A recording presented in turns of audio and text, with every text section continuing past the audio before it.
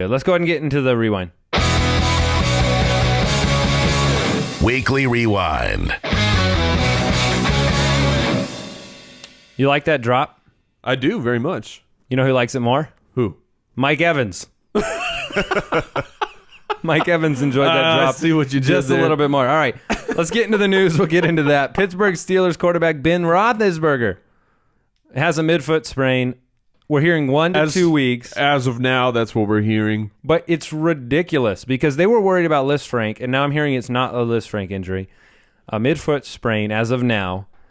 Mike has been one of those Antonio Brown owners just waiting for him to come back, and then every prophecy has been fulfilled about Antonio Brown, who goes out and puts up a stratospheric 300-plus total yards. No, he was almost got to 300. No, he was above 300 total yards. He had 2 carries in the game. He was 306 total yards.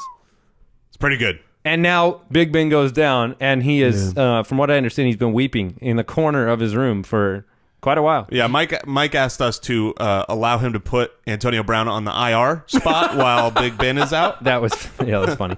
Hey, guys, I mentioned it earlier. Dang it. It's Dion Lewis. Dion Lewis has been injured. If you watch the play, it didn't look good because he just made a cut and then just did that whole fumble while you fly and fall on the ground thing. Yeah, our buddies, injury fumble. Our buddies, the Jocks and Docs, they were breaking down the mechanism of the injury, and they said, that sure looks like an ACL tear. Nothing is confirmed right now. We know what we do know is that the ACL is loose. I don't even know how one knows that their ACL is loose. First, a report came out. They're hoping it's an MCL sprain. Then a report comes out. The ACL is loose, but there's no swelling.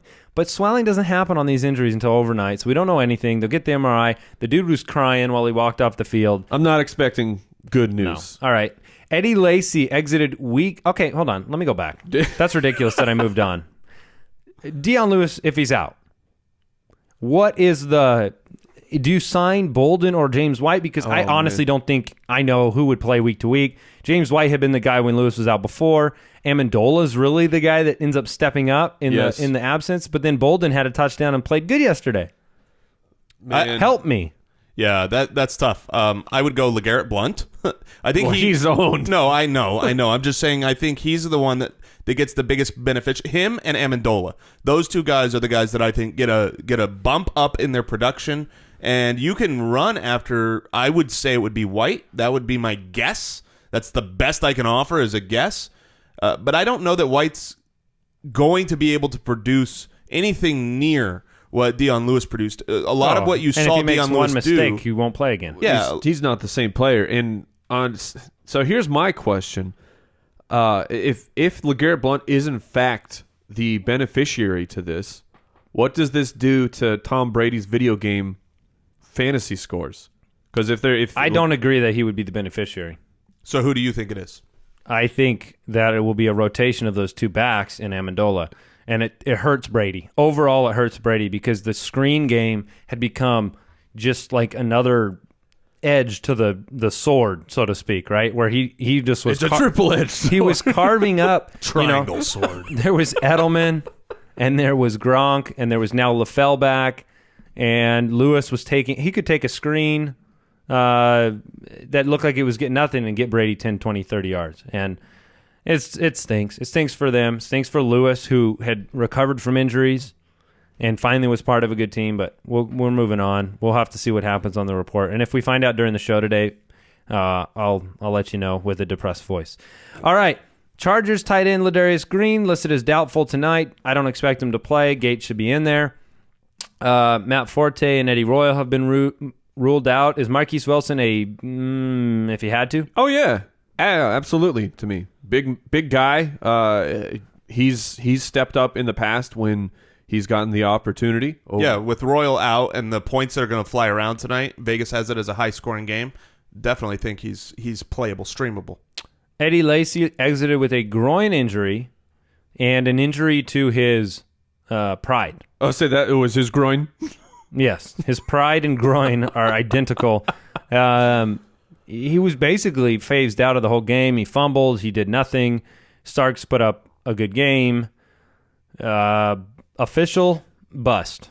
Yeah. Eddie At Lacy. this point, you have to call it an official bust. And so we're back to this game of James Starks.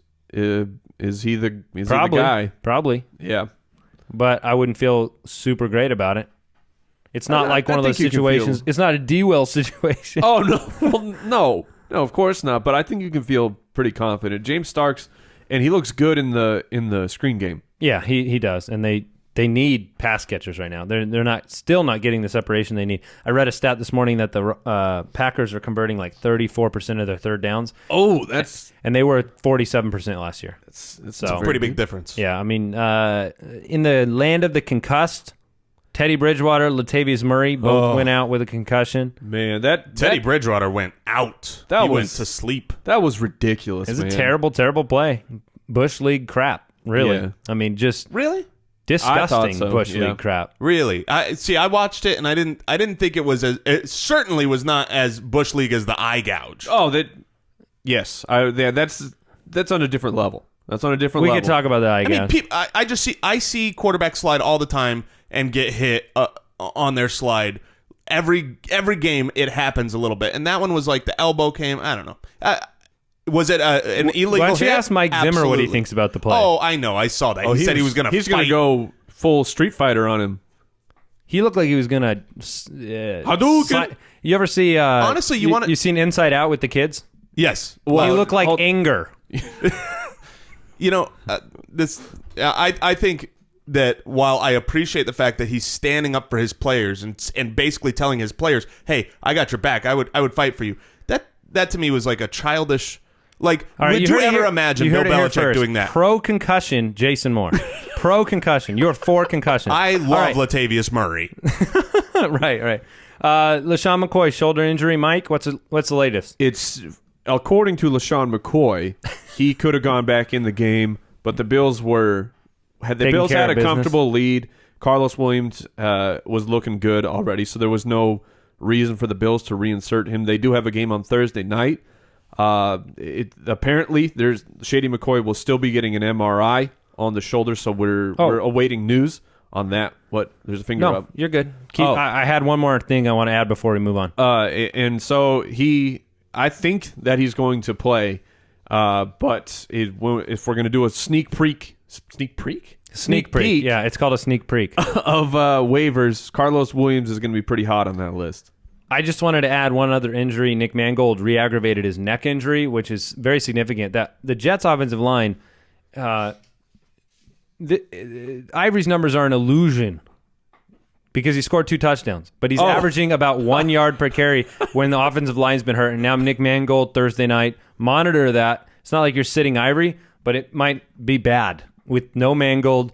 3 games in a row, Ivory's done nothing, and then they play the Bills. So, it's kind of the rivalry game. I think Rex Ryan wants to stop the Jets just a little. Maybe.